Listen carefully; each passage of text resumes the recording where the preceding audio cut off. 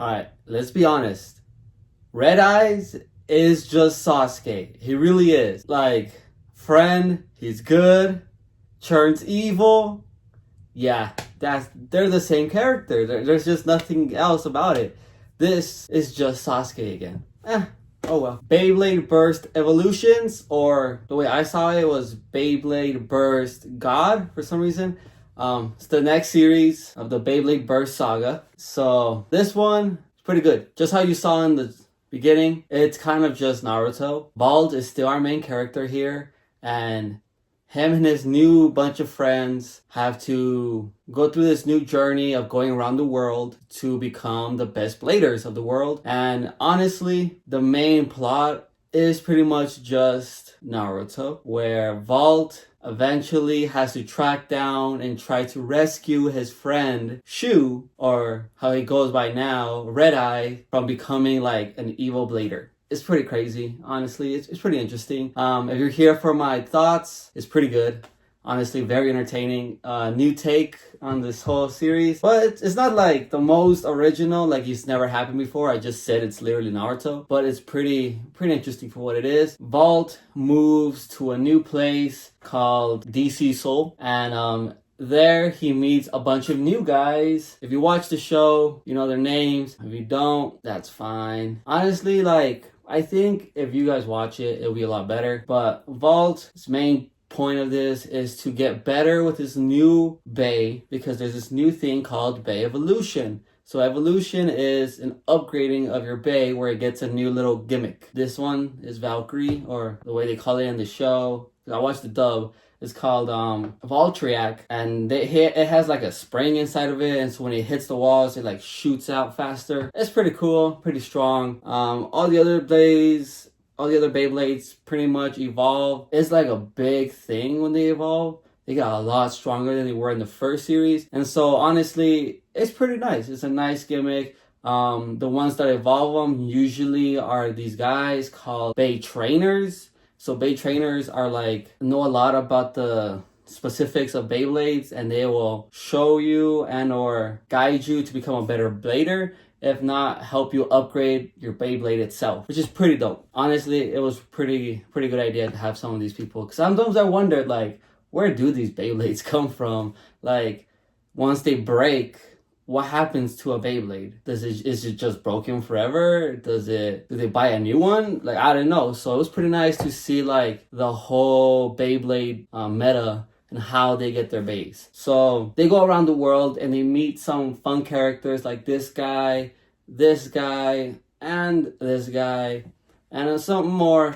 But the general story still revolves around Vault. He is still our main guy, and he really wants to be the best in the world, but he's not. The best in the world is actually this guy. And this guy, he is like this laid back, chill guy. He doesn't really, he's like, whatever, I'm the strongest, who cares? So he is part of our group, and he eventually decides to leave once Vault comes. And so this pretty much creates tension in the group. And so this story, I believe, goes into, I think, 2 halves of the series. I watched this a while back, so I'm going a lot by like memory. That's why I can't really name you all the characters' names. This series, Evolution, I feel is separated into 2 sections. The first section is what I like to call the destruction and recreation arc. And then the next one, it's more of like just the Red Eye, which is just Shu going crazy. So what I mean about the first one, which is destruction and creation, it was just pretty much just evolution if you really think about it. A lot of the main points of this section is Vault and his friend joining this group, and in this group, they already have like a set ranking with the group, where like these ones are the ones that go and fight, these ones are the ones still training to go to fight, and so they're all like set in stone on how they're like grouped together. But when Vault and his friends show up, it kind of just destroys all that, and they don't like that. They don't like that Vault and his friend are getting so much like attention, because they show up and they're just pretty much like, we're here now, we're the best, we have this friendship, we don't care about what you guys used to do, we're doing it this way now. And all the other people don't like that, they hate that. And so Vault and his friend have to kind of learn how to navigate this new way of like having fame, having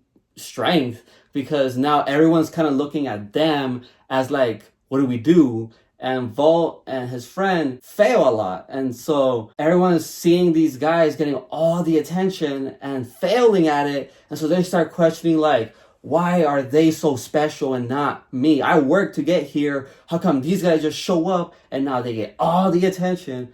And it's pretty funny how a lot of the characters hate the main character so much.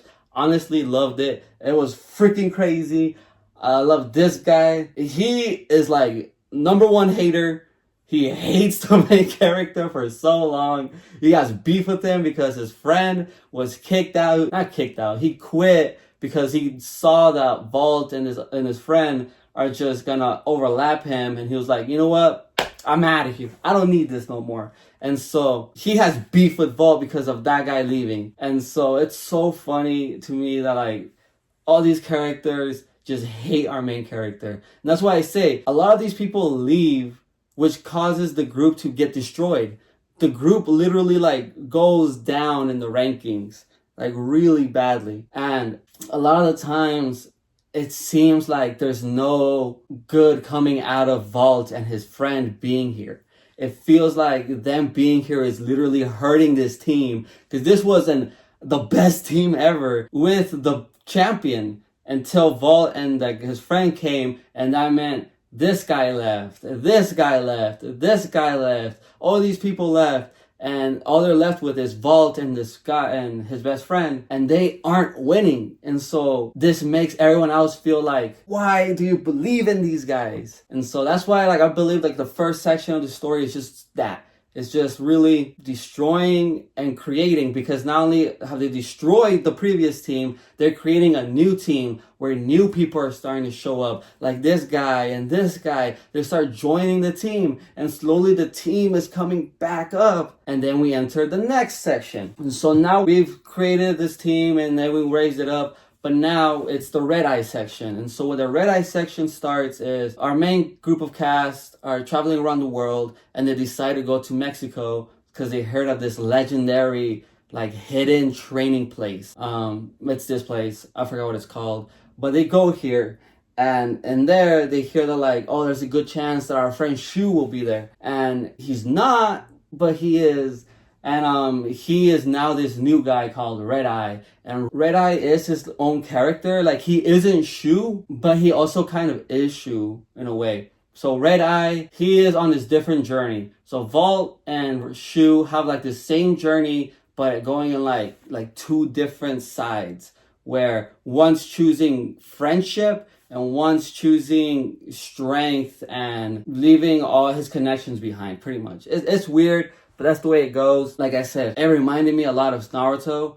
And the similarities don't just stop with Shu and Volt. It goes a lot deeper than that. So Shu is pretty much going down this route where he wants to destroy Beyblades. He wants to destroy them, just get rid of them all. He just hates Beyblades, except his, because his is the strongest. And so he's going around fighting people, and when he fights them, he wants to destroy their Beyblades. And that means that he's the strongest. So eventually, at that little Mexican temple, he decides like, you know what, you guys are too weak for me to be here. And he leaves them, and he decides to go on his own journey to destroy more Beyblades. This little kid follows him, and like they go. He wants to be like Red Eye, but Red Eye doesn't care. He's just like, whatever, man, do whatever you want. I don't care about you. So he's going, and he fights people. He fights Louis. He fights this guy, and he destroys Beyblades.